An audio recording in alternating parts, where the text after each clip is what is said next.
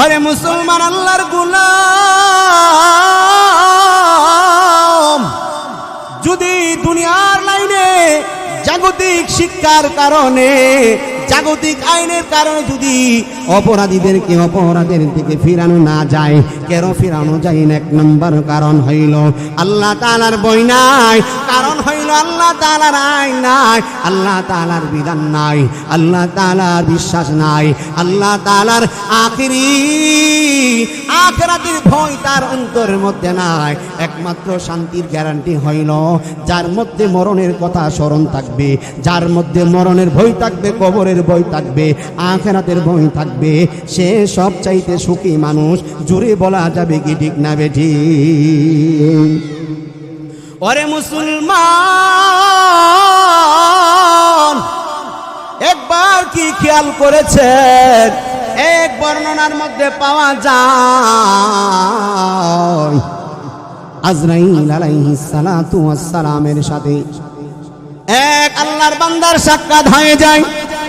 ওই আল্লাহর বান্দা আজরাইলকে ডাকে আর বলে, আজরাইল তুমি বড় একটা অদ্ভুত মানুষ। সুবহানাল্লাহ বলেন।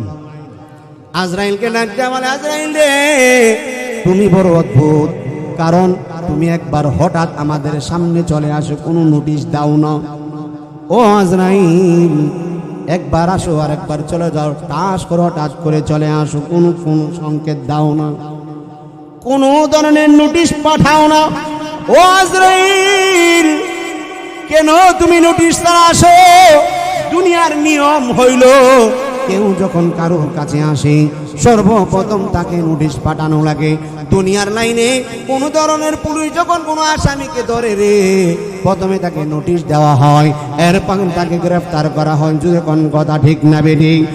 সাল্লাল্লাহু আলা মুহাম্মাদ সাল্লাল্লাহু আলাইহি ওয়াসাল্লাম। সাল্লাল্লাহু আলা মুহাম্মাদ সাল্লাল্লাহু আলাইহি ওয়াসাল্লাম। হাবিবে খুদা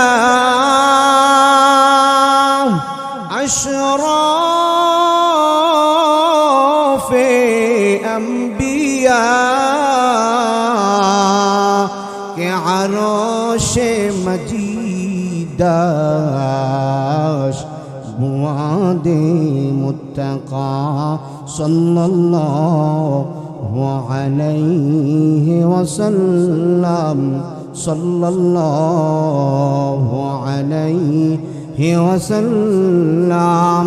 সাল্লাল্লাহু আলা মুহাম্মাদ সাল্লাল্লাহু আলাইহি ওয়াসাল্লাম।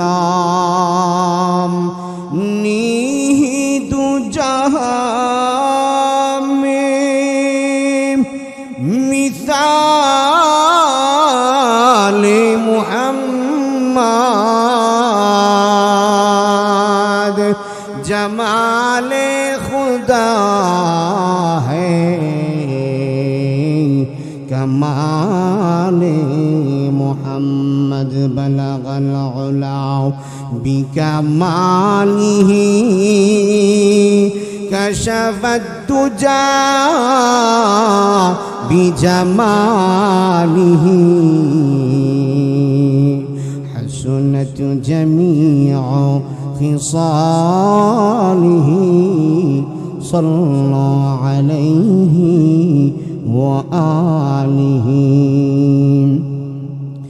لا إله إلا الله لا إله إلا الله لا إله إلا الله لا إله إلا الله لا إله إلا الله لا إله إلا الله لا إله إلا ইল্লাল্লাহ লা ইলাহা ইল্লাল্লাহ লা ইলাহা ইল্লাল্লাহ লা ইলাহা ইল্লাল্লাহ লা ইলাহা ইল্লাল্লাহ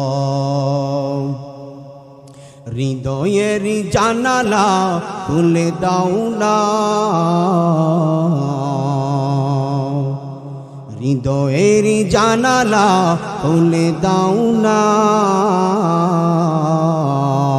প্রভু ডাকে কেন জবাব দাও না লা ইলাহা ইল্লাল্লাহ লা ইলাহা ইল্লাল্লাহ লা ইলাহা ইল্লাল্লাহ লা ইলাহা ইল্লাল্লাহ লা ইলাহা ইল্লাল্লাহ লা ইলাহা ইল্লাল্লাহ লা ইলাহা ইল্লাল্লাহ অসীম ক্ষমতা যার সবার উপর যার নামে গে যায় ঝরনা নহর অসীম ক্ষমতা যার সবার উপর যার নামে গে যাই ঝরনা নহর তবু কেন তার প্রেমে সারা দাও না তবু কেন তার প্রেমে সারা দাও না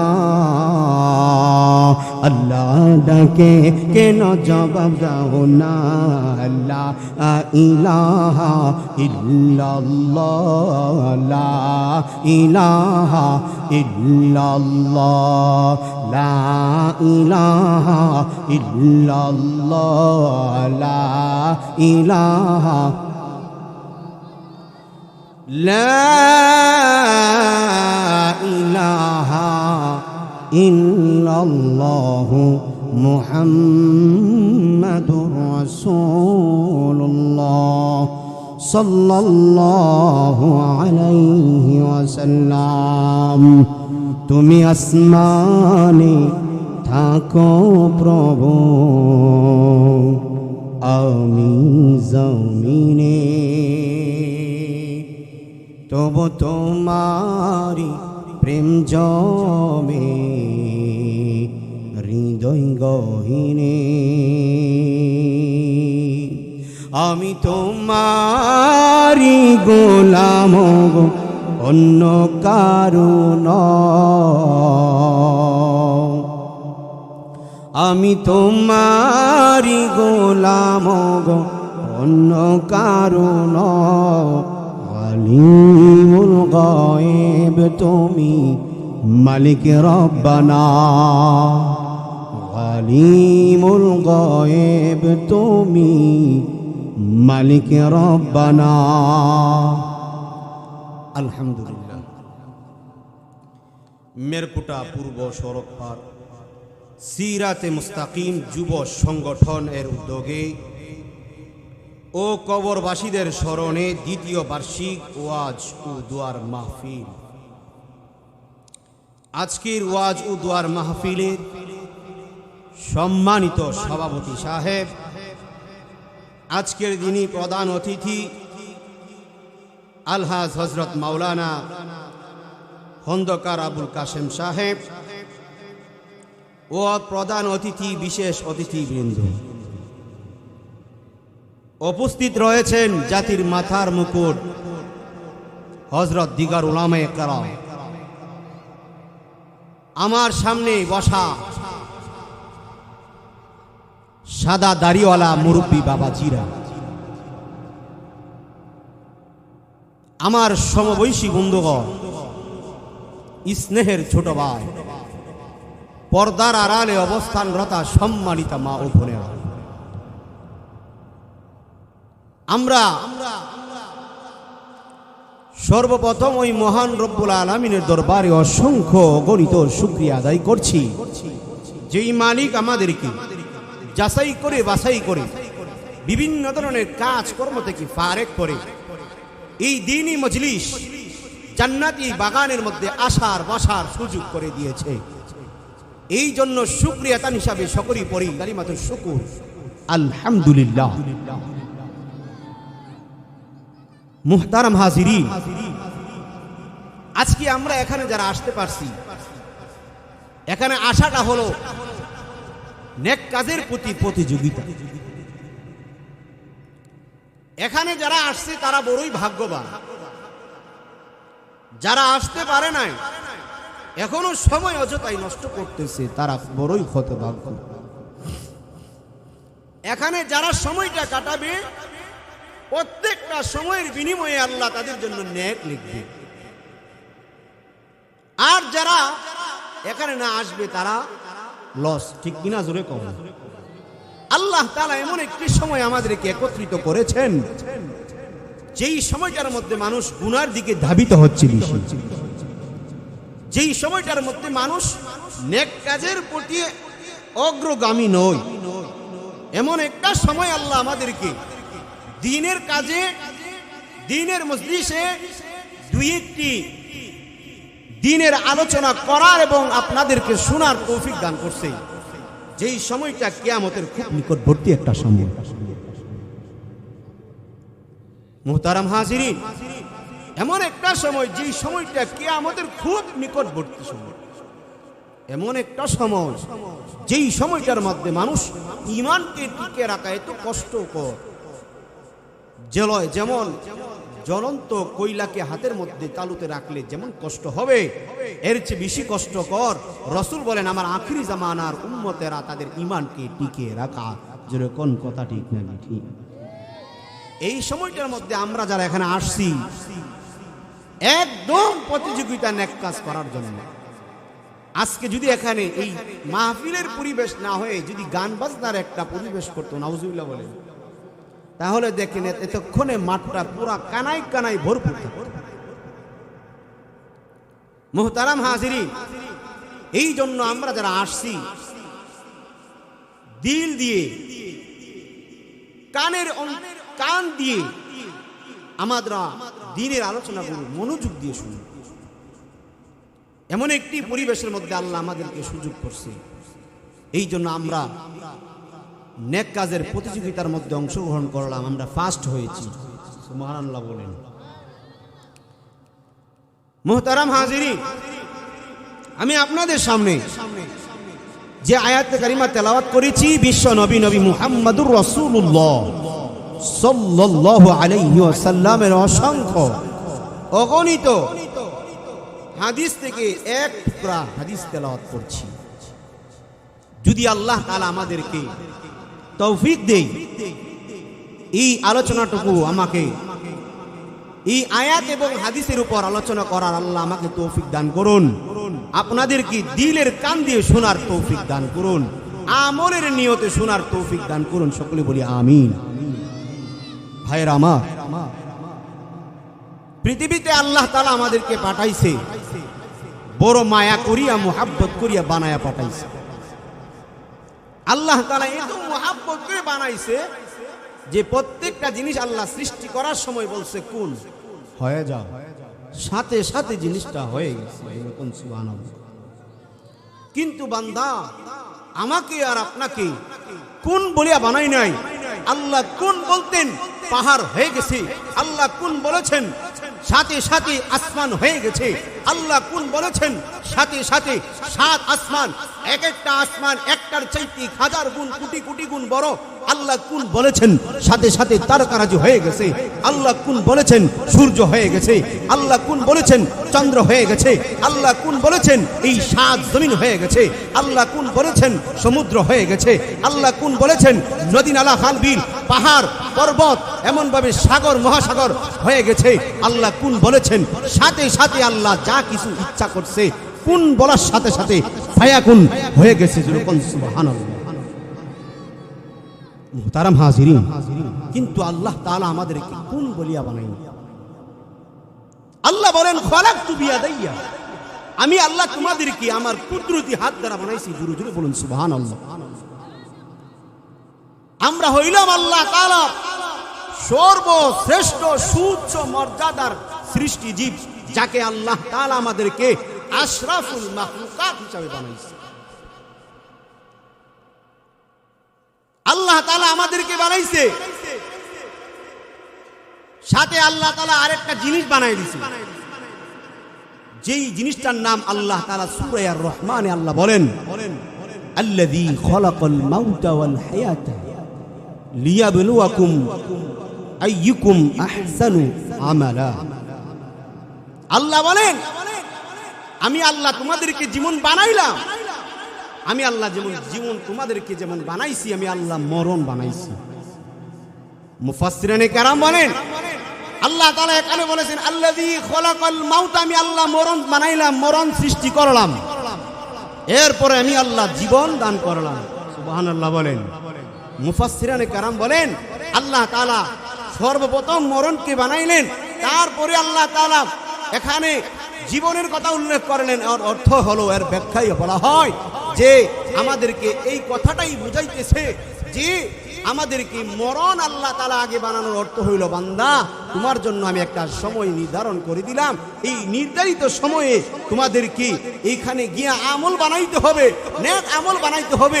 আমি যেন পরীক্ষা করতে পারি, পরীক্ষার জন্যই পাঠাইছি, আমি যাতে পরীক্ষা করতে পারি কে কত সুন্দর করে আমল বানাইতে পারে। সুবহানাল্লাহ। এই যে আল্লাহ তাআলা মরণ বানাইলেন, জীবন দান করলেন, আল্লাহ বলেন লিয়াবলুয়াকুম, পরীক্ষা করার জন্য, দেখি আমার বান্দা কোন বান্দাটা কি পরিমাণ নেক কাজ করে।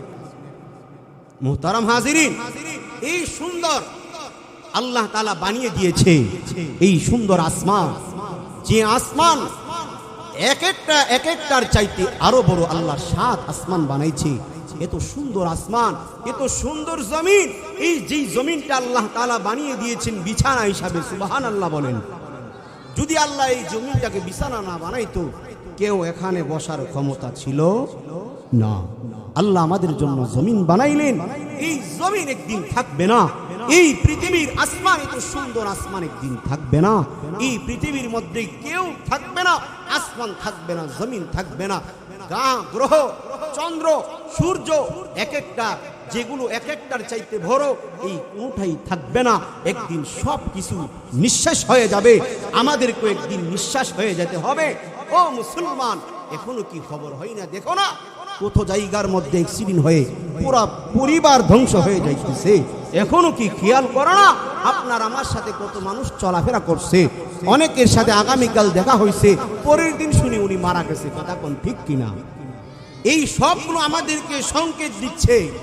এই জন্য ইমাম গাজ্জালী রহমাতুল্লাহি আলাইহি বলেন যে তোমরা বেশি বেশি করে মরণের কথা স্মরণ করো, কারণ রাসূল বলেছে আকসিরু যিকরা হাযিমিল লাজ্জাতিল মাউত।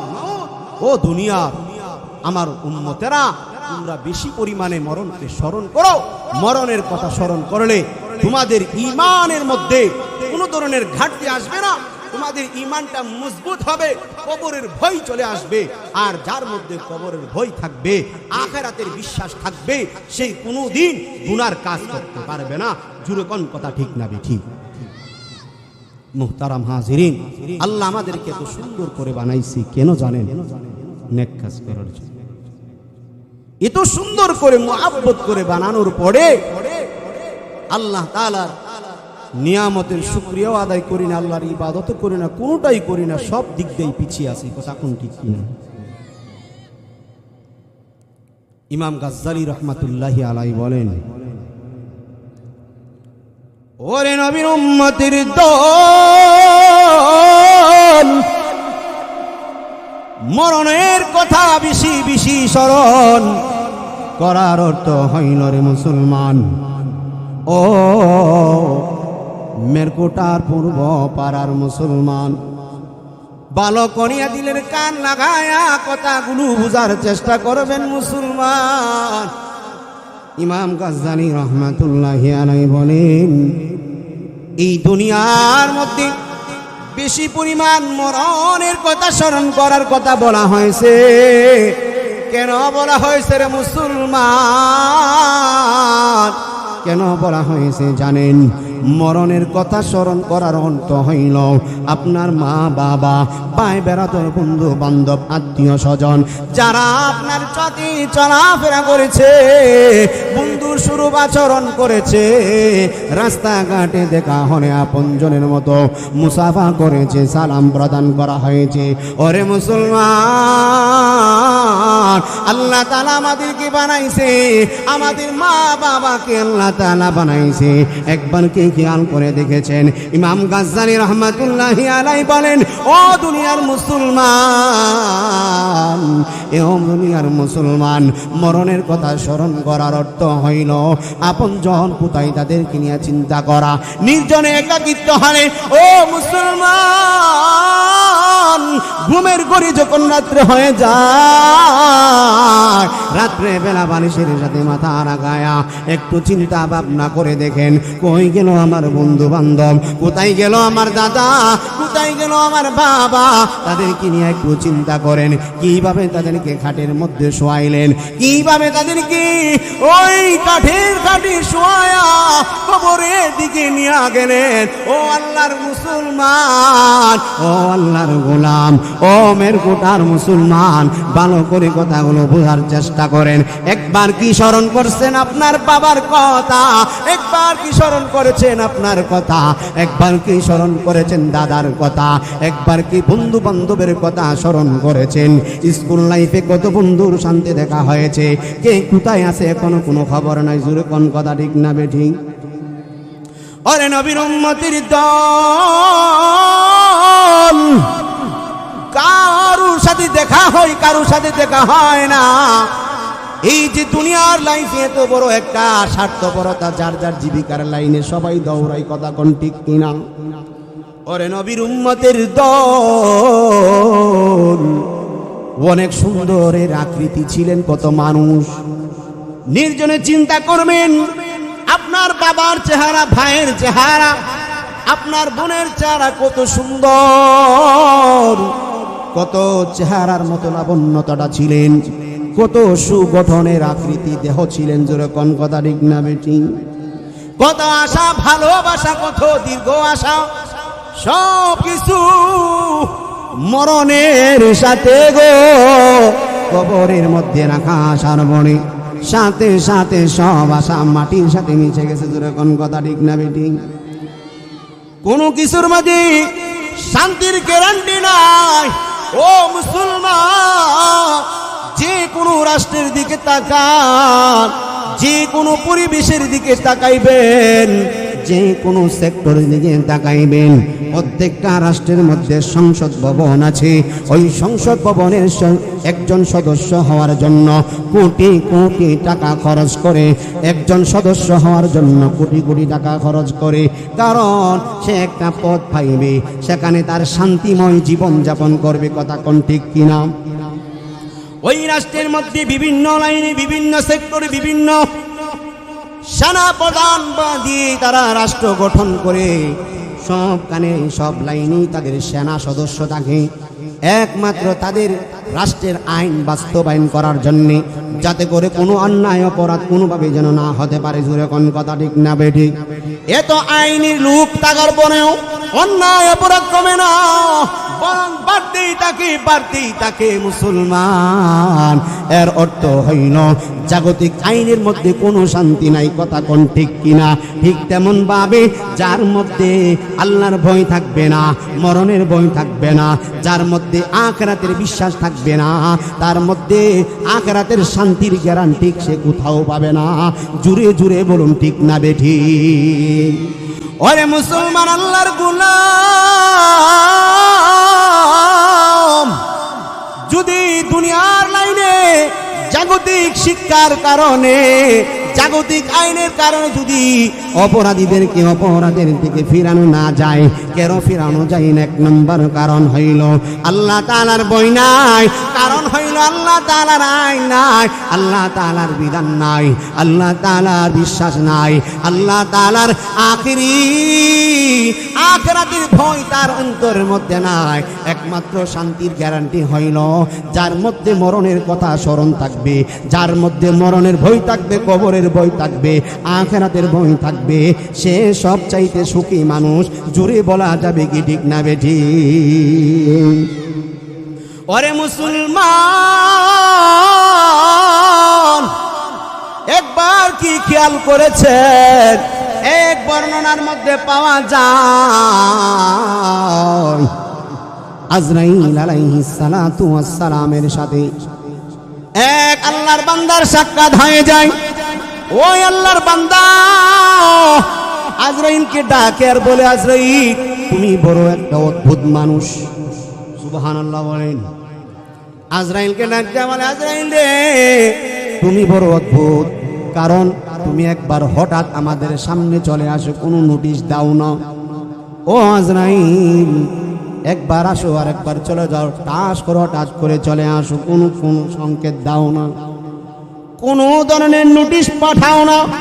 ও আজরাইল কেন তুমি নোটিশ ছাড়া আসো? দুনিয়ার নিয়ম হইল কেউ যখন কারোর কাছে আসে সর্বপ্রথম তাকে নোটিশ পাঠানো লাগে। দুনিয়ার লাইনে কোন ধরনের পুলিশ যখন কোনো আসামিকে ধরে রে, প্রথমে তাকে নোটিশ দেওয়া হয়, এরপর তাকে গ্রেফতার করা হয়। যদি কোন কথা ঠিক না বেঠি? ও আজরাইল তুমি তো আমাদের কাছে আসো, কোনো ধরনের সংকেত দাও না, ব্যাপারটা কি রে আজরাইল? আজরাইল ডাক দেয়া বলেন, ও আল্লাহর বান্দা কি বলো ভাই, আমি তো প্রত্যেকটা সময় তোমাদেরকে সংকেত দেই। আল্লাহু আকবার। আজরাইল বলে, আমি তো তোমাদেরকে প্রত্যেকটা কদমে কদমে, প্রত্যেকটা সেক্টরের সময় আমি আল্লাহ তাআলার পক্ষ থেকে তোমাদের জন্য মরণের সংকেত দিয়ে থাকে আনন্দে। আল্লাহু আকবার। ওই আল্লাহর বান্দা আজরাইলকে বলে, কিভাবে সংকেত দাও? আজরাইল বলে, ও আল্লাহর গোলাম, তুমি যখন ছোট্ট ছিলা, যখন তুমি বালেগ হয়েছ, এটা হলো তোমার এক নম্বর তোমার জন্য মরণের সংকেত। আল্লাহু আকবার। তোমার শরীরে জ্বর হয় না, জ্বর হয় না, তোমার শরীরে জ্বর আসা মানে তোমার কি কবরের আহ্বান করা সংকেত দেওয়া। আমি আজরাইল আসার হয় না, আমি একবার তোমার জন্য, তোমার জ্বর হয় না, আমি তোমার জ্বর দেওয়া হইল, এটা আমার তোমার জন্য মরণের নোটিশ। তোমার ছেলে মেয়ে হয়েছে, এটা কবরের নোটিশ। ও আল্লাহর গোলাম, কথাগুলো ভালোভাবে বুঝার চেষ্টা করবেন রে গোলাম। এই যে দুনিয়ার মধ্যে আপনার ছেলে মেয়ে হইতেছে, এটা আজরাইলের পক্ষ থেকে একটা এলান। জুড়ে কোন কথা ঠিক না বেঠিক? তোমার ছেলে মেয়ের ঘরে আরো ছেলে হয়, যেটাকে নাতি নাতনি বলা হয়। এই নাতি নাতনি হওয়া মানে তোমাকে কবরের আহ্বান করা, ঠিক না বেঠিক? জুড়ে কোন। আজরাইল বলে, তোমার নাতি নাতনি ছিল না, তোমার যখন নাতি নাতনি হয়েছে, এটা আমার পক্ষ থেকে সংকেত, নোটিশ। ও আল্লাহর বান্দা, তোমার অঙ্গগুলো সতেজ ছিল, চামড়াগুলো বড় টাইট ছিল, এমন ভাবে তোমার অঙ্গ প্রত্যঙ্গের মধ্যে জোর ছিল। তোমার অঙ্গ প্রত্যঙ্গ যেই দিন থেকে তোমার অঙ্গ প্রত্যঙ্গ ড্যামেজ হয়ে গেছে, লাঠি নিয়ে চলা লাগে, হাঁটতে গেলে পরে যাও, অঙ্গ প্রত্যঙ্গের মধ্যে ব্যথার জং ধরে গেছে, ওই দিন তোমার জন্য আমার পক্ষ থেকে সংকেত, নোটিশ। জুরি জুরি বলা যাবে কি ঠিক না বেঠি? ওরে মুসলমান, আজরাইল কি যখন আমার আল্লাহ আজরাইল কি মালাকুল মাউতের সংগঠনের প্রধান বানাইলেন। আল্লাহু আকবার।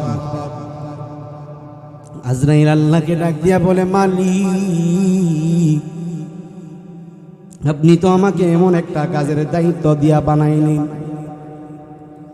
ও আমার প্রভু, আপনি যে আমাকে এমন একটা দায়িত্ব দিলেন গো, যে দায়িত্বটার মধ্যে আপনি আমাকে প্রধান বানাইলেন, দুনিয়ার মানব জাতিরা আমাকে বৎসনা করবে, তুষারোপ করবে গো, আমি যখন তার জানটা কবজ করতে যাইব তারা আমাকে বড় দোষারোপ করবে। আজরাইল আর সময় পাইল না আমার জানটা করাজ করার জন্য।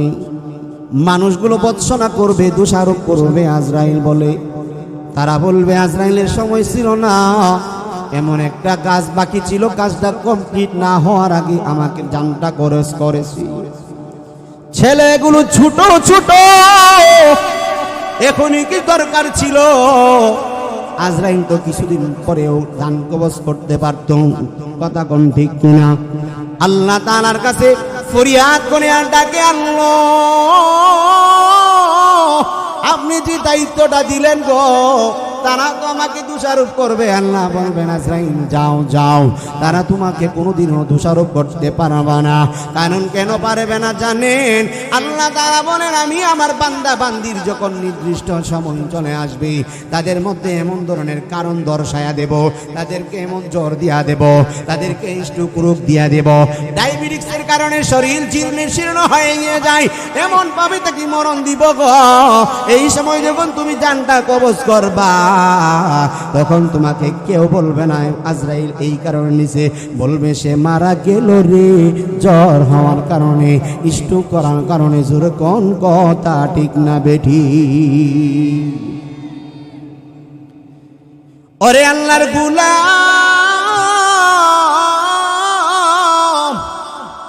আজরাইল আমাদেরকে সময়ে সময়ে আমাদেরকে নোটিশ পাঠায় রে। এখানেই কিন্তু নয়, কবরকে নিয়ে বেশি বেশি করে চিন্তা করতে হবে। মরণ থেকে বাঁচা যাবে না। সাহাবায়ে কেরাম কেমন পরিমাণ মরণের কথা স্মরণ করতেন, আবু বকর কি পরিমাণ মরণের কথা স্মরণ করতেন। যে আবু বকরের ব্যাপারে নবী সার্টিফিকেট দিয়েছে, আবু বকর ফিল জান্নাহ, আবু বকর জান্নাতি, আবু বকর জান্নাতি। যেই আবু বকরের ব্যাপারে আল্লাহর নবী সার্টিফিকেট দিছে, আবু বকর জমিনে থাকতে মরণের আগে জান্নাতের টিকিট পাইছে। সুবহানাল্লাহ জুরকান। এই আবু বকর কত কেঁদেছে কেঁদেছে, হিসাব করলে দেখবেন ওই আবু বকর যেই পরিমাণ কবরের কান্না করেছে, যেই পরিমাণ কবরের জন্য কাফের যুবক, ও মেরকুটার পূর্ব পাড়ার মুসলমান, আবু বকর কত পরিমাণ কাঁদছে। যে আবু বকর জান্নাতি হয়েছিল, যে উসমান জান্নাতি হয়েছিল, ওই উসমান কি পরিমাণ কাঁদছে একবার কি খেয়াল করেছে? আবু বকর যদি কবরের চিন্তায় কাঁদতে পারে, মরণের টেনশনে কাঁদতে পারে, উসমান যদি কাঁদতে পারে, আলী যদি কাঁদতে পারে, ওমর যদি কবরের ভয় আল্লাহর সামনে দাঁড়াবার জন্য কাটতে পারে, একবার কি খেয়াল করে দেখেছেন আমার আপনার স্থানটা কোথায় হবে? আমরা কোন কাতারে আছি? ওরে মুসলমান, ও আল্লাহর গোলাম,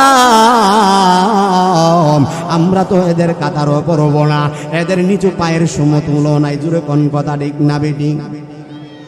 কিতাবের মধ্যে পাওয়া যায় মানুষ মায়ের গর্ভে থেকে যেই দিন জমিনে আসছে, খালি গায়ে আসছে, শূন্য হাতে আসছে। কথা কোন ঠিক না বেটি? নাকি আমরা সম্পদ নিয়ে আসছি, নাকি টাকা পয়সা স্বর্ণ অলংকার নিয়ে আসছি? কোনো কিছুই তো আমরা সাথে আনতে পারি নাই। এই জন্য কিতাবের মধ্যে পাওয়া যায় মানুষ যেভাবে খালি হাতে আসছে, ওইভাবে আবার খালি হাতে কবরের জগতে যাইবে। এখন প্রশ্ন করতে পারেন হুজুর, কেন তাহলে খালি হাতে যাওয়ার কথা হইলে কেন আমাদেরকে কাফন দাফনের ব্যবস্থা করা হয়? কথা কোন ঠিক না বেঠি? মুসলমান মানুষ বড় এবং ছোট আছে, মানুষকে সম্মানের জন্য, মর্যাদা বোঝাবার জন্য তাদেরকে কাফন দাফনের ব্যবস্থা করা হয়। আবু বকর যেমন চিন্তা করতেন, কবরের জন্য কেমন ফিকির করতেন, কবরের ভয় কি পরিমাণ শুনেন। আবু বকর একদিন আম্মা জান আয়েশার কাছে গিয়ে বলে, ও মা আয়েশা, এই না আমি তোমার কাছে একটা জিনিস আমানত দিলাম রে, এই জিনিসগুলো আনামত রাখবা। যেই দিন আমার আল্লাহ আমার জানটা কবজ করে দুনিয়া থেকে যেই দিন আমাকে বিদায় দেওয়া হবে, ইহলোক ত্যাগ করব, ওই দিন তুমি আমার জন্যই কাফন দাফনের ব্যবস্থা করবা। আম্মা জান আয়েশা বলে, আমি তখন আমার বাবার কাছে বললাম, ও আব্বাজি আমার, আপনি আমাকে অনুমতি দেন, আমাকে আপনি অনুমতি দেন এই কয়েকটা এই প্যাকেট থেকে আপনার আনামতটা একটু দেখার জন্য। আবু বকর বললেন, মা ঠিক আছে, দেখো। খুলে দেখলেন 3টা কাপড়ের কাপড়, এর মধ্যে 2টা হলো পুরাতন কাপড় আর একটা হইল নতুন ইনটেক কাপড়। আম্মা জান আয়েশা ডাক দিয়া বলে, আব্বা জান আমার, ও আব্বা জান আমার, কেন গো কেন গো, আপনি আমার জন্য 2টা পুরাতন আপনার জন্য কাপড় নির্ধারণ করে গেলেন, ও আব্বা জান কেন গো একটা কাপড় নতুন দিলেন? আমাদের কি 3টা নতুন কাপড় পরিধান করার যোগ্যতা নাই? আমাদের কি এমন সামর্থ্য নাই? কেন আপনি 3টা পুরাতন 2টা পুরাতন একটা নতুন দিলেন? কারণটা কি? আবু বকর সিদ্দিক রাদিয়াল্লাহু তাআলা আনহু ডাক দিয়া বলে, মামা আমি এইগুলো দেওয়ার অর্থ হইল গো এই জন্য দিলাম, কারণ এই কাফন দাফনের কোনো বিল নাই। আল্লাহু আকবার বলুন। এই কবরের মধ্যে এই কাফনের কোনো বিল নাই, এই দাফনের কোনো বিল নাই। আমাদেরকে যখন কবরের মধ্যে রাখবে, নতুন কাপড় দিল কি না দিল কি রে? ও আমার মা, ও আয়েশা, শুনো, এই কাপড়ের কেন আমি এমন করলাম? এই কাপড়গুলো দিয়ে যখন আমাকে রাখবা, আমি যদি জান্নাতি হয়ে যাই, এই কাপড়টা থাকবে না, আমার জন্য জান্নাতের পোশাক এনে আমার গায়ে পরিয়ে দেওয়া হবে। আল্লাহু আকবার বলুন। ও মা আয়েশা, এই কাপড় আর সেদিন থাকবে না রে। এই কাপড়টা খুলিয়া আমার গায়ের মধ্যে নতুন কাপড় পরিয়ে দেওয়া হবে, সাধারণ নতুন না, জান্নাতের শ্রেষ্ঠ কাপড় পরিধান করা হবে। যেই কাপড় থেকে এমন সুখের আসবে রে আয়েশা, দুনিয়ার কোনো নাক এই গান শুনতে পাই নাই। জুড়ে জুড়ে বলা যাবে কি সুবহানাল্লাহ। ওরে নবীর উম্মতের দল, আবু বকর ডাক দিয়ে বলে, আয়েশা রে, আমি যদি জান্নাতি না হই, আমি যদি জাহান্নামী হয়ে যাই, কাপড় থাকবে না। জাহান্নাম থেকে আমার জন্য দুর্গন্ধযুক্ত কাপড় এনে আমার গায়ে পরিয়ে দেওয়া হবে। যেই কাপড় থেকে এমন দুর্গন্ধ আসবে, দুনিয়ার থেকে কোটি কোটি গুণ দুর্গন্ধ কাপড় থাকবে। বলেন নাউজুবিল্লাহ। এই জন্য মুসলমান কবরের কথা বেশি বেশি স্মরণ করা লাগবে। কথা কোন ঠিক কিনা? ওরে মুসলমান, কবরের জগৎ থেকে কেউ রেহাই পাবে না। কবরের জগৎ আরবিতে বলা হয় আলামে বারজাখ, কবরের জগৎ। এই কবরের জগৎ থেকে কেউ রেহাই পাবে না। এই জন্য আল্লাহ তাআলা সূরা আল ইমরানের মধ্যে আল্লাহ তাআলা বলেন, কুল্লু নাফসিন যায়িকাতুল মাউত, মরণের স্বাদকে গ্রহণ না করিয়া দুনিয়া থেকে পার পাবে না। ঠিক কিনা? আপনার সাথে কত মানুষ চলছে, কেউ আছে কেউ নাই, সবাই চলে গেছে, আমাদেরকে একদিন যেতে হবে। কথা কোন ঠিক কিনা? এই মুহাব্বতের বিবি একদিন থাকবে না, হয়তো বা আমি থাকবো না। এমন ভাবে ভাই বেরাদর মুহাব্বত, এক ভাই আরেক ভাই ছাড়া বাঁচে না। কথা কোন ঠিক কিনা? সেই ভাই ভাইকে একদিন ভুলে যাবে, সবাই একদিন ভুলে যাবে। মরলে দেখবেন আগামীকাল আপনার কথা স্মরণ আছে, পরের দিন নাই। কথা কোন ঠিক কিনা? যদি এমনই হইতো তাহলে কেউ দুনিয়াতে থাকতে পারত না। এই মায়ার কারণে, মুহাব্বতের কারণে, কারণ মানুষ কাঁদে কাঁদে 3 দিনের পর ভুলে যায়। কথা কোন ঠিক কিনা? মিছে এই মায়ার বাঁধন, কেউ তো কারো নয় আপন। মিছে এই মায়ার বাঁধন, কেউ তো কারো নয় আপন। চোখ বুঝিলে এই দুনিয়ার সবই তোমার উপর। চোখ বুঝিলে এই দুনিয়ার সবই তোমার পর, ঠিক কিনা? নিচে এই মায়ার বাঁধন, নিচে এই মায়ার বাঁধন, কেউ তো কারো নয় আপন। চোখ বুঝিলে এই দুনিয়ার সবই তোমার পর, চোখ বুঝিলে এই দুনিয়ার সবই তোমার পর। সোনা দানা দামি গয়না, আহাস প্রাসাদের পাহাড়, সবই তোমার পরে রবে, তুমি নীরবি। সোনা দানা দামি গয়না, প্রাসাদের পাহাড়, সবই তোমার পরে রবে, তুমি নীরবি। হায়রে সাদের দুনিয়াতে সবই তোমার পর, চোখ বুঝিলে এই দুনিয়া সবই তোমার পর, চোখ বুঝিলে সেই দুনিয়া সবই তোমার পর। কিসের আশায় কিসের নেশা চলছ ধম্ব বরে, 3.5 হাত মাটির নিচে পৌঁছে গলে যাবে। কিসের আশায় কিসের নেশায় চলছ ধম্ব বরে, 3.5 হাত মাটির নিচে পৌঁছে গলে সবে।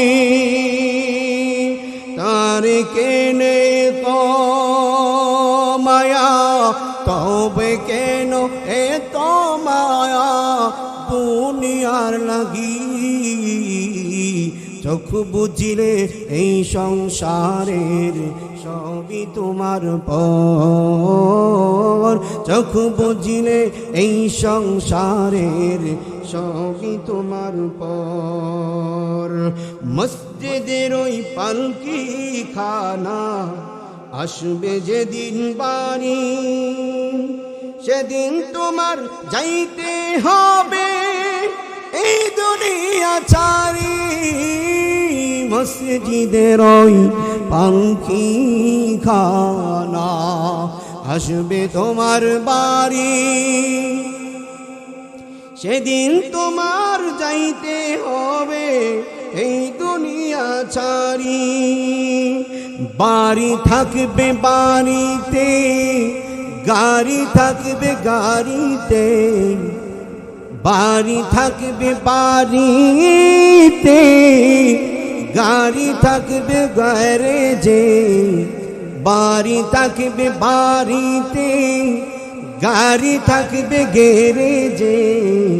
চোখ বুঝিলে এই সংসারে সবই তোমার পর, চোখ বুঝিলে এই সংসারে সবই তোমার পর।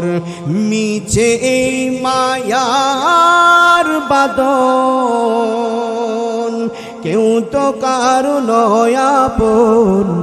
মিছে এই মায়ার বাঁধন, কেউ তো কারো নয় আপন।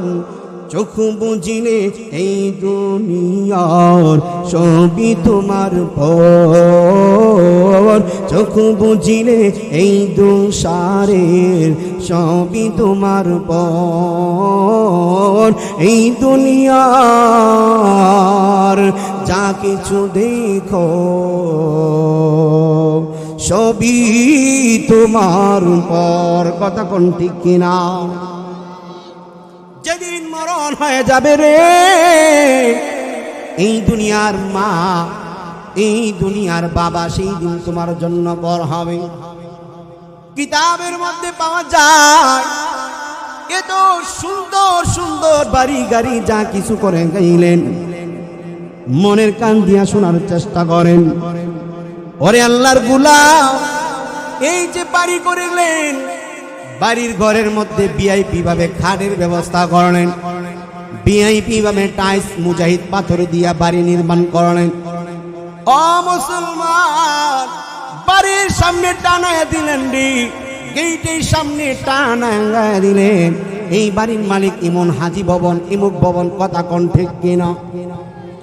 যেই দিন আপনার মালাকুল মাউত আপনার সামনে আসবে রে, ওই দিন আর এই বাড়ি আপনার থাকবে না, কথা কোন ঠিক কিনা? এই বাড়ি, যেই বাড়ি আপনার নামে হাজি সাহেবের বাড়ি, ওই দিন হাজি সাহেবের বাড়ি থাকবে ঠিক, ওই আর হাজি সাহেব আর থাকবে না। ওই দিন লাশ হইয়া শোয়া যাইবে। ই তো 1.5 লক্ষ টাকার খাট, ওই দিন আর ওই খাটের মধ্যে আপনারে শোয়াবে না। ওই খাট থেকে নামায় আপনাকে মাটির মধ্যে সোজা শোয়া দিবে। যেই শিমুল তোলার বালিশ সারা ঘুমাইতে পারেন নাই, ওই বালিশ সারা সেদিন আপনাকে তারা মাটির মধ্যে শোয়া দেবে, একটা বালিশও দেবে না। যেই দিন দুনিয়ার মধ্যে যতদিন ঘুমাইছেন, শরীরের মধ্যে গায়ের মধ্যে কেতা সারা ঘুমাইতে পারে নাই, কথা কোন ঠিক কিনা? আজরাইল আপনার জানটা কবজ করার সাথে সাথে কাতা আপনার আর লাগবে না, কথা কোন ঠিক কিনা? ওরে মুসলমান, যার জন্য জীবন দিতে আপনি প্রস্তুত, যার জন্য আপনি আকাশের চন্দ্র হাতের মধ্যে এনে দিতে প্রস্তুত, যদি পারতেন রে আসমানের সূর্যটা আপনার বিবির হাতের মধ্যে এনে দিতেন, কথা কোন ঠিক কিনা? যেদিন আপনার মালাকুল মাউত আপনার জানটা কবজ করবে রে, ওই দিন আর আপনার বিবি আপনার মোহাব্বত থাকবে না, আপনাকে বলবে না আরেকটা দিন আমার স্বামীকে এই খাটের মধ্যে রাখো। ও আল্লাহর গোলাম, যেই খাটটা আপনি আপনার জন্য বানাইলেন, ওই খাট আপনাকে আর থাকতে দিবে না। ওই ভিআইপি বাড়ির মধ্যে আপনাকে রাখবে না। আমি এক জায়গায় দেখেছি, বাড়ি বড় 8 তলার বিল্ডিং এর বাড়ি মালিক ছিল, মরার সাথে সাথে দেখলাম গো তাকে আর ওই বিল্ডিং এর ভিতরে নেই নাই, তাকে লাশবাহী গাড়ি দিয়া রাস্তার কিনারে রাখছে।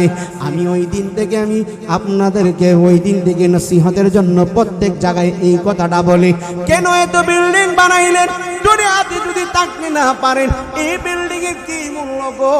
এই বিল্ডিং এর দিয়ে আপনার মরণ থেকে বাঁচতে পারবেন না। এই বড় বড় বাড়ি সম্পদ শর্ত দিয়া ব্যাংকের মধ্যে কোটি কোটি টাকা, এই টাকা দিয়ে আপনি মরণ থেকে বাঁচতে পারবেন না। হাসরের ময়দানে ফুলসিরাতে কোথাও টাকার কোনো প্রয়োজন হবে না, কথা কোন ঠিক কিনা? আপনি যেদিন মরে যাবেন, ওই দিন আপনার এই অর্থ আপনার কোনো কাজে আসবে না। ওই দিন ওই অর্থ দিয়ে আপনার কোনো প্রয়োজন নাই। আপনি বাড়িওয়ালা, টাকাওয়ালা, কিন্তু ওই দিন টাকা থাকবে টাকার জায়গায়, আপনি নিজে থাকবেন না। আপনার অর্থ আছে, অর্থ থাকবে অর্থের জায়গায়, আপনি অর্থওয়ালা থাকবে না। ওই দিন ড্রাইভার থাকবে, ড্রাইভারওয়ালা থাকবে না। ও আল্লাহর গোলাম, কথাগুলো বোঝার চেষ্টা করেন। ও আল্লাহর গোলাম, কবরের কথা স্মরণ করেন রে, কবরের ভয়ের কথা স্মরণ করেন। কিতাবের মধ্যে পাওয়া যায়, মানুষ যখন মৃত্যুবরণ করে, মৃত্যুবরণ করার পর তার খাটিয়াগুলো যখন নিয়ে যাওয়া হয় কবরের পর্যন্ত, তার সাথে 3টা জিনিস যায়। কয়টা জিনিস যায় বলেন? 3টা জিনিস তার সঙ্গে যায়। 1 নম্বর তার মাল যায়, 2 নম্বর তার সাথে তার সন্তানাদি যায়। জোরে কোন কথাটা ঠিক কানা বিঠি? তার বন্ধু বান্ধব যায়, আত্মীয় স্বজন যায়। ও মুসলমান, 3 নম্বরে যেই জিনিসটা তার সঙ্গে যায়, ওই জিনিসটার নাম তার হইল নেক আমল। জোরে জোরে বলুন ঠিক না বেঠি? কিতাবের মধ্যে আসছে, ওই দিন সব জিনিসগুলো চলে আসবে, ফিরে আসবে। ওই দিনগুলো সব চলে আসবে। 3টা জিনিসের মধ্যে 2টা জিনিস তাকে রেখে চলে আসবে, একটা জিনিস তার সঙ্গে থাকবে। আল্লাহু আকবার। কিতাবের মধ্যে পাওয়া যায়, যেই জিনিসটা সেদিন তার সাথে থাকবে, ওই দিন ওই জিনিসটা দুনিয়ার মধ্যে মানুষ বেশি একটা পালন করে না, কথা কোন ঠিক কিনা? যেই জিনিসটির সঙ্গে থেকে ফিরে আসবে, এই জিনিসের জন্য মানুষ জান প্রাণ দিয়ে কাজগুলো আঞ্জাম দেওয়ার চেষ্টা করে, কথা কোন ঠিক কিনা? যেই দিন যেই জিনিসটা সাথে থাকবে, সহায়ক হবে, আসরে ফুলসিরাতে এমন ভাবে জাহান্নাম থেকে বাঁচাবে, ওই জিনিসের জন্য মানুষ বেশি আগ্রহ দেখায় না। কিতাবের মধ্যে পাওয়া যায় ওই দিন যেদিন আপনাকে আপনার খাটিয়া দিকে নিয়ে কবরের মধ্যে আপনাকে আমাকে রাখবে, ওই দিন রাখার পরে আপনার সন্তান যার জন্য আপনি জীবন দিয়েছেন, মাথার ঘাম পায়ে ফেলে ফেলে রোজগার করে বাড়ি নির্মাণ করে দিয়েছেন, অর্থগুলো ব্যাংকে জমা করে সম্পদ বানাইছেন, জমিনের মধ্যে জমিন কিনছেন, জমিদারি আপনারা আপনার সন্তানকে বানায় দিয়ে গেছেন, ওই দিন কবরে রাখার পরে আপনার সন্তান আদিব চলে আসবে। কোন কথা ঠিক না? কিতাবের মধ্যে পাওয়া যায় ওরে আল্লাহর গোলাম, ওই দিন সব জিনিসগুলো চলে আসবে। ওই দিন তার যত অর্থ সম্পদ আছে তার সাথে যাবে, এর অর্থ হইল তার সাথে চাঙ্গারিটা যাই নেওয়া যায়, কথা কোন ঠিক কিনা? এই দুনিয়ার সম্পদ যাবে কিন্তু তার সাথে কবর পর্যন্ত যাবে, কবর থেকে রিটার্ন ফিরে আসবে, সব দুইটা জিনিস চলে আসবে। তবে একটা জিনিস, যেই জিনিসটা থাকবে এটার নাম হলো নেক আমল, কথা কোন ঠিক কিনা? এই নেক আমল থাকবে। ওই দিন কোরআন যদি পড়ে থাকে কোরআন তার জন্য সুপারিশ করবে। কবরে রাখার পরে সাথে সাথে দুইজন নীল চক্ষু বিশিষ্ট দুইজন ফেরেশতা নেককার হলে তার সামনে দাঁড়া দেবে। যদি নেককার হয়, কোরআন পড়নেওয়ালা হয়, যদি নেক আমল করে করে যদি জীবনটা কাটায় থাকতে পারে, তার জন্য নেক আমল, তার জন্য সেদিন মালাকুল মাউত যখন জানটা গজ করবে রে, যেদিন আপনার আপনজনরা আপনাকে কবরে রেখে আসবে, কেউ সাথে থাকবে না, একা নির্জন, বামে মাটি, ডাইনে মাটি, উপরে মাটি, নিচে মাটি, কোনো বালিশ নাই, থাকার মতো কোনো ব্যবস্থাও নাই। ওই দিন যখন রেখে আসবে, ওই দিন আপনাকে কেউ যখন কোনো কিছুই করবে না, ওই দিন নেক আমল কোরআন আপনার জন্য সাক্ষী দিবে রে। ওই দিন আপনার জন্য এই সবগুলো আপনার জন্য সাক্ষী দিবে, আপনাকে সুপারিশ করবে। যেদিন এই মুনকার নাকির আপনাকে প্রশ্ন করবে, ওয়ামান দীনুকা ওয়ামান নাবিয়ুকা ওয়ামার রব্বুকা, তোমার রবকে, তোমার দিন কি, তোমার নবীকে, এইগুলো প্রশ্ন যখন করবেন, ওই দিন সবগুলো উত্তর আপনাকে সহজ করে দিবে, সহায়ক হবে ওই আপনার নেক আমল, কথা কোন ঠিক কিনা? আরে মুসলমান, দুনিয়ার এত নাজ নিয়ামত বাড়ি ঘর সব পাইলা, যদি নেক কাজ না করে কবরে যাও, এই দুনিয়ার অর্থ সম্পদ দিয়া কি করবেন যদি কবর আপনার খারাপ হয়? আখিরাতের হিসাব করলে দেখা যায় দুনিয়ার জগৎ 100 বছরের জিন্দেগি, আখিরাতের তুলনায় হিসাব করলে মাত্র 4-5 মিনিটের সময়। আল্লাহু আকবার বলতেন। দুনিয়ার লাইনে হিসাব করলে, আখিরাতের তুলনা করলে, আখিরাতের হিসাব অনুযায়ী যদি হিসাব করা হয়, দুনিয়ার 100 বছরের হায়াত আখিরাতের তুলনায় মাত্র 4-5 মিনিটের সময়। কেউ থাকতে পারবে না। আমার মূল আলোচ্য বিষয় হইল, এই দুনিয়াটা থাকার জায়গা না, থাকার মতো কোনো ব্যবস্থাও নাই। একবার কি খেয়াল করেছে রে যুবক, ও মেরকুটার পূর্ব পাড়ার মুসলমান, একবার কি খেয়াল করে দেখেছেন আপনার বাবা নাই, তারা কত শান শৌকত ভাবে জীবন যাপন করেছে? এই দুনিয়া বড় স্বার্থপর। যেই দিন আপনার চলে যাওয়ার সময় আসবে, ওই দিন এই দুনিয়ার বুক থেকে আপনাকে লাথি মেরে দুনিয়া থেকে বের করে দেয়, কথা কোন ঠিক কিনা? ও মুসলমান, প্রত্যেকটা মুসলমান, ও মুসলমান সবাই এক বাক্যে বিশ্বাস করে। এটা বিশ্বাস করার জন্য কোনো জ্ঞান অর্জন করার প্রয়োজন নাই, কোনো যোগ্যতারও প্রয়োজন নাই, কোনো ধরনের শিক্ষারও প্রয়োজন নাই। অভিজ্ঞতার থেকে শিক্ষা নেওয়া যায়, জানা যায় যে একজন মানুষ কোনোদিন কোনো মানুষ কোনো প্রাণী যার মধ্যে প্রাণ আছে কোনোদিন সে বাঁচতে পারবে না, মরণ থেকে বাঁচার সুযোগ নাই। এই দিন দুনিয়া থেকে একদিন চলে যেতে হবে, কথা কোন ঠিক কিনা? আপনার বাবা ছিল, দাদা ছিল, দাদা বৃদ্ধ বয়সে নাতির সাথে কত খুনসুটি করেছে, এই দাদা পর্যন্ত দুনিয়া থেকে ছেড়ে গেছে। এই বাড়ি আপনি ব্যবহার করছেন, এই বাড়ি কত মানুষ ব্যবহার করেছে, আপনার কাছে আসছে, আপনার পরের প্রজন্ম যারা আসবে তারা পর্যন্ত এই বাড়ি ব্যবহার করতে পারবে না। একদিন আপনাকে চলে যেতে হবে। এই জন্য দুনিয়াতে আসছি, আল্লাহ পাঠাইছে পরীক্ষা করার জন্যে, নেক কাজ করার জন্যে। এই জন্য বেশি বেশি করে নেক কাজ করার চেষ্টা করবেন। আল্লাহ তাআলা আমাদেরকে এই বাকি জিন্দেগিটুকু নেক আমল করে আল্লাহকে রাজি খুশি করে ইহকালে পরকাল থেকে ইহকালে আমল করে পরকালে জমা করে আল্লাহকে রাজি খুশি করে বিদায় হওয়ার তৌফিক দান করুন। শুননেওয়ালা বলনেওয়ালা সবাইকে আমল করার তৌফিক দান করুন। ওয়া আখিরি দাওয়ানা আলহামদুলিল্লাহি রাব্বিল আলামিন।